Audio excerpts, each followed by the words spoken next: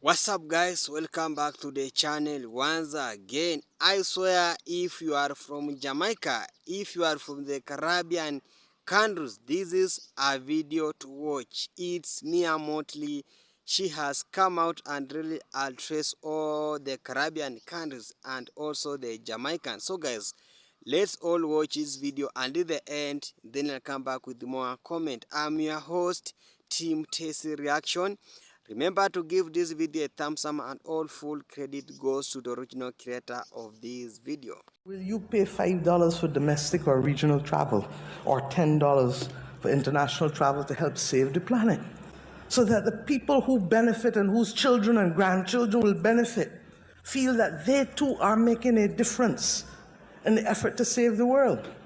And if you took it to pharmaceuticals and to pandemic, you would expect them to put their part. And if you took it to digital illiteracy, you would expect those companies that now have market capitalizations in the trillions of dollars to leave a little something on the table so that we can secure we're not going to make all the SDGs by 2030, but we must now prioritize to build the bridges that will unlock the rest. And that must mean fighting hunger and poverty. That must mean providing education across the world. That must mean ensuring that we have the technical capacity to unfold the benefit of renewable energy while at the same time creating the opportunities for green investment, because foreign capital alone will only make us tenants in our own land, and therefore the domestic resource mobilization and the aggregation of capital is necessary to balance the equation so our own citizens do not become tenants in their own land. I say these things because I genuinely believe that in the same way we saw over centuries the evolution of the joint stock company, in the same way we saw over centuries the emergence of the nation state, in the same way that we recognize that this is the beginning of the end of a current world order, that we have to be prepared to recognize and to determine what are the things that are necessary to secure lives and livelihoods, people and planet, without being wed to systems that are no longer working for us and that were made in the image of people who only want to dominate and exploit. That is the spirit of Michael Manley and the word of love being practiced. I say to you today that when all of that is combined, we still have to come back home to the most basic and elemental of truths. That you and you and you and you and you and me have first always to summon the courage and to look in the mirror and to believe, as Errol Barrow said, in our mirror image. To believe, as Marcus Garvey said, that it is critical that we emancipate ourselves from mental slavery. And we forge the strength and courage to develop the confidence, not just simply to say that no man is better than me and I am not better than any man, because our people now accept that. But coming with those rights now come responsibilities, because there is no right that can exist forever without a responsibility to tend to the things. A house, this building, you leave it unchecked and unattended for, and it starts to fall. You leave your body unattended for, it atrophies. And we as a region have a duty to have mature conversations, first to begin to understand how we can reclaim the mental landscape of our own citizens, recognizing, as I did in a CARICOM Ministers of Culture meeting as a young senator in this country 33, 34 years ago, that we will never be able to stop information from flowing in unless we close down our society, and it's not practical. So that what we must do is root our people, so that when the gale force winds start to blow, the trees may bend, but they will not break. The roots are complex, and the educational system needs to be transformed to ensure, as difficult as it is, and believe you me, as I go through this process in Barbados, I know it is difficult. because nobody wants to feel as though they are on the front line of change, particularly when the change may have implications for their own household. But in the same way that a person who is a diabetic recognizes that if I don't make that decision to sacrifice a toe, I may make the foot or the leg, or worse than that, the body through sepsis at risk. We as a region need to understand that the price of freedom is also equally the anchoring of responsibility in this Caribbean region. And that in truth and in fact, we are in the throes of an inflection point, a historic movement that really, today, causes us to have to pause. And the danger is that we might be at risk of being distracted from the fundamental things that truly make a difference to our planet and to our people, and by extension, to our Caribbean civilization. The reality is that what we are witnessing, in my view, is really the dying of an old order without yet seeing where the new order will be located and how it will be framed. The Italian philosopher Antonio Gramsci wrote in his famous prison notebooks, and I quote, "The old world is dying, and the new world struggles to be born. Now is the time of monsters," unquote. And what are those monsters today? Is it the climate crisis? I don't refer it to as climate change because there's nothing about change in the crisis that we face. It is a season of superlatives, and it's the season of the unexpected. We see it from the droughts, to the floods, to the hurricanes, to the sargassum seaweed, to so many other things that are so unrealistic. I'm accustomed to convection rain here in Kingston, not in Bridgetown. For the last 2 years, we experienced that from August to December, almost 5 days a week. While at the same time, for the first 6 months of last year, we had less than 50% rainfall of the average 30 years that went before, in the same year.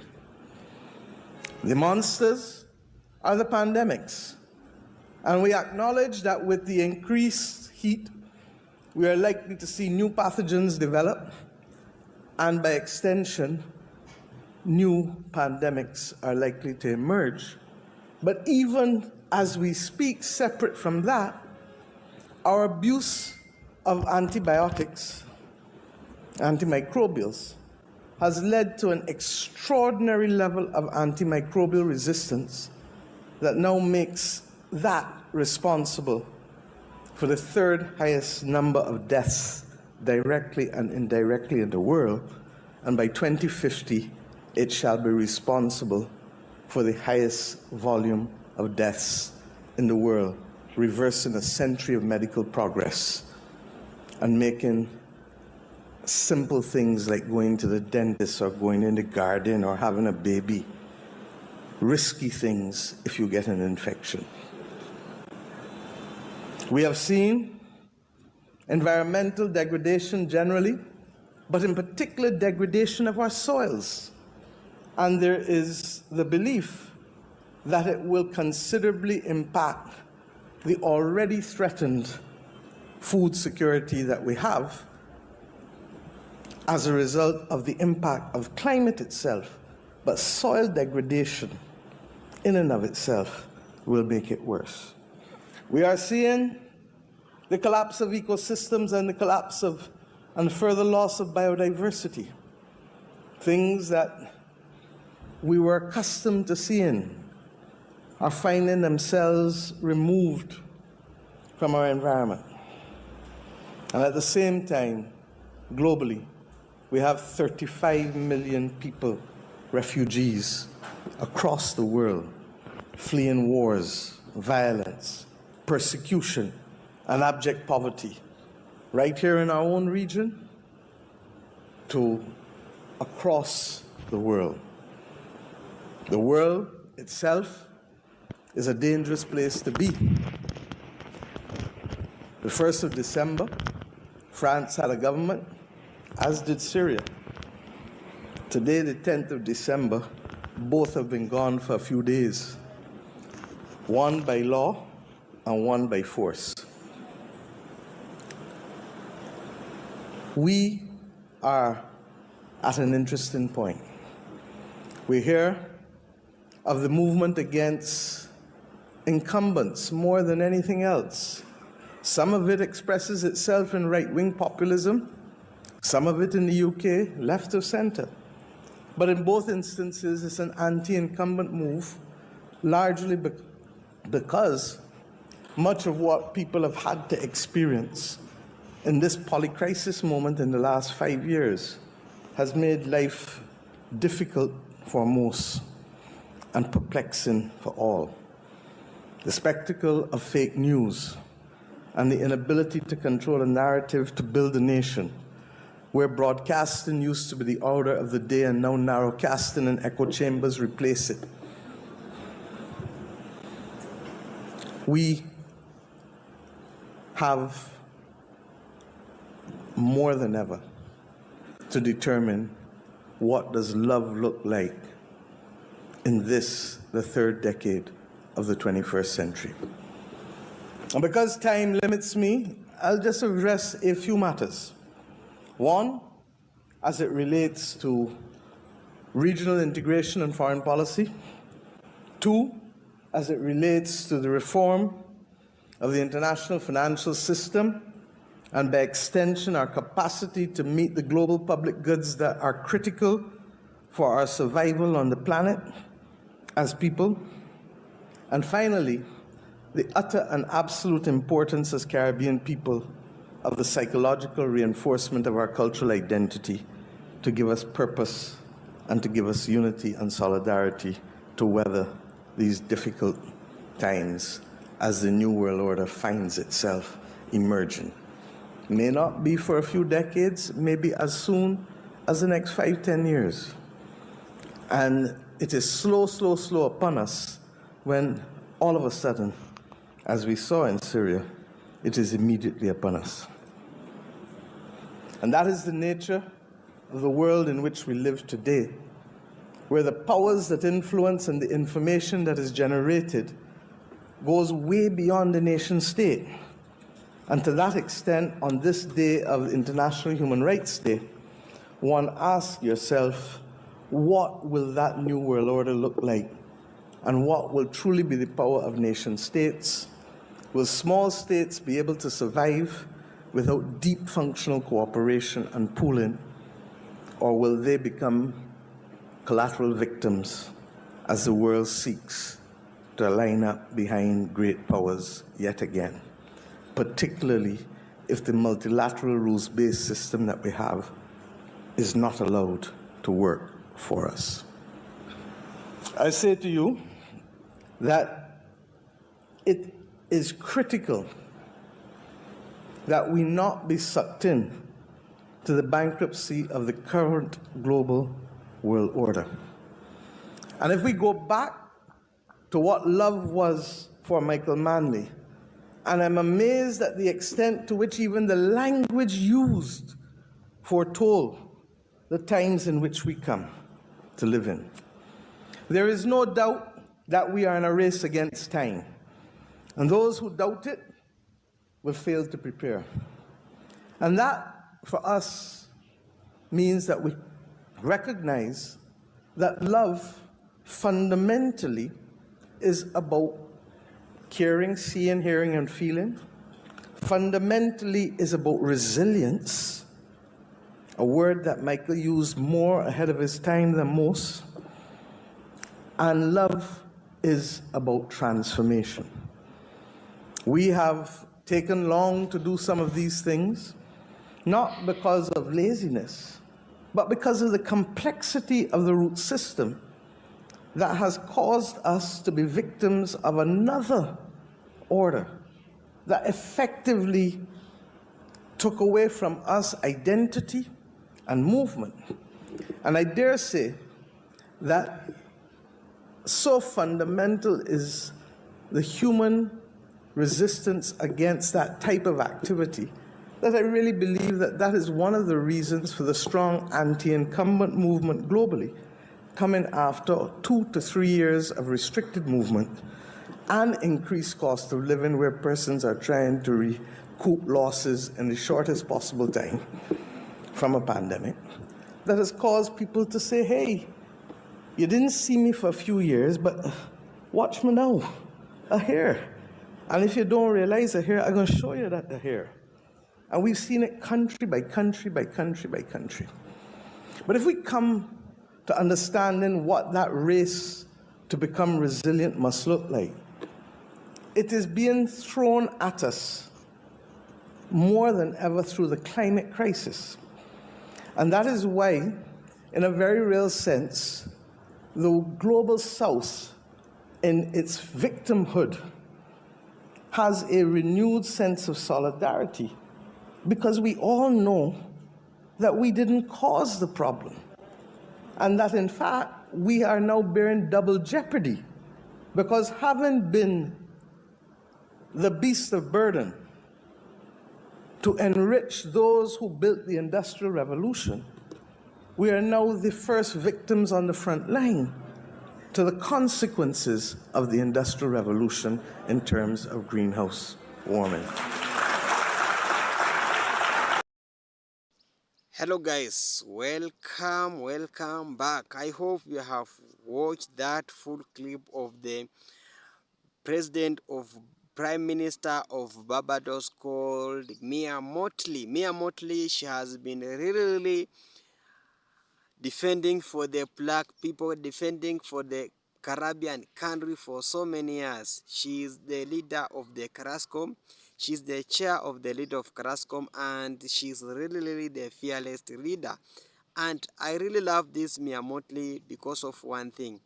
She is boldness. She is fearless. She is really she address the time it's needed, and this time round she was addressing all the Caribbean leaders, all the Jamaicans, and her speech specifically is about the unity, because Mia Mottley, she has been calling for the unity among the Caribbean, among the Africa, and that's why you will find this lady, if you have this forum like UN Nation, she must speak. When you have a AU, she must address the nation. I like how this lady, she normally defend for the black people, and I haven't seen any person coming out and really talk like the Mia Mottley. And one thing, when he sees some things is not running well, she must tell you the truth. That's why I love her. She normally attack even the Prime Minister of Jamaica.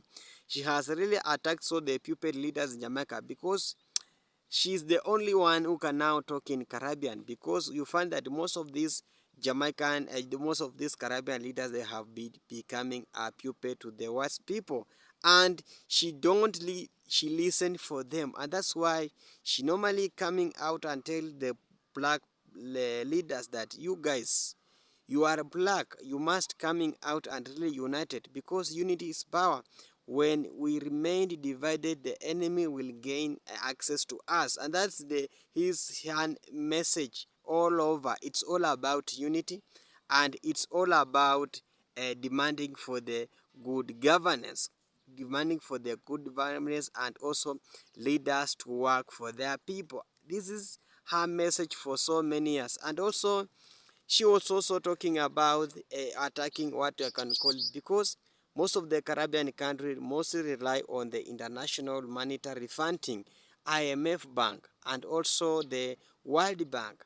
She normally say that this World Bank came out for the destroy of our economy, because you find that this monetary, when we given up the loans, we normally pay with an hefty interest, and that's why she normally demand for the good interest of this loan. And this loan, it's not only for the benefit of the black people. This loan is for the benefit of the white people, because these people, they normally come in our country taking out our resources. After taking out of our resources, imagine they also come out with this program like now the World Bank and these loans, it's really hurting us. And that's why I really love how this Mia Mottley, she normally coming out and really say the truth, say the record truth, because you find that these people, they normally give their loans in terms of dollars and euros, and you find that we have our own currency, and you find that our currency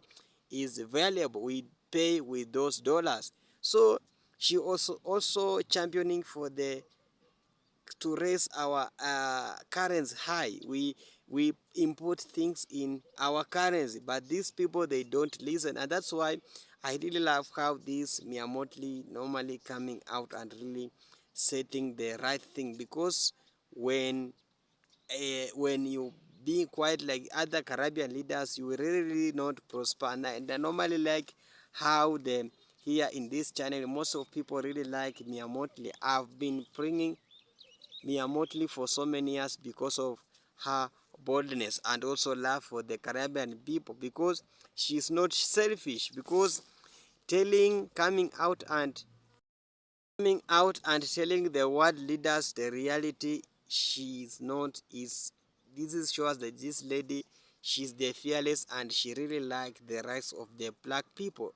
She normally say that discrimination, because when you can follow the message of the Prime Minister of Barbados, Miyamoto, you can really develop your country very well. And she normally say that we can use our resources very well. I remembered one time recently Donald Trump came out and with a lot of threats, he will ban the visa for the Caribbean leader if you cooperate with the Cuban doctor of the Chinese. She was the first person to say no, ban mine. I will be the first person to be banned going to United States and work for my people. This is the message that I really love this leader Mia Mottley. She has really defending for the black people. So guys, if you really agree with Mia Mottley, just comment. Let me see in comment section if you really like Mia Mottley. And thank you so much for love and support, for always coming back and defend me, because we have few people who normally really criticizing people for the speaking the truth. And I love how you really coming to continue speaking the truth. I love that spirit. I'm the fearless. Also, I'm the fearless, I'm the boldness. I don't fear anybody. If I see something is not working well, I will come I'll come out and speak. Ibrahim Traore told us that we must do away with cowardness, because when you be coward, we will not prosper. This message. So I really take that message from the Ibrahim Traore, and that's why I'm trying to be the fearless. I'm trying to be the bold. So if you are trying as much as possible to bring down Team Test Reaction, this channel, it's upon you. This is the community that has been built by the most of the loved Jamaicans, and that's why I really love Jamaicans so much. So guys, if you haven't subscribed, just hit that subscription button in this channel so that we can really send this message for the wide audience. Bye for now. Wagwan, my Jamaicans people, I love you so much.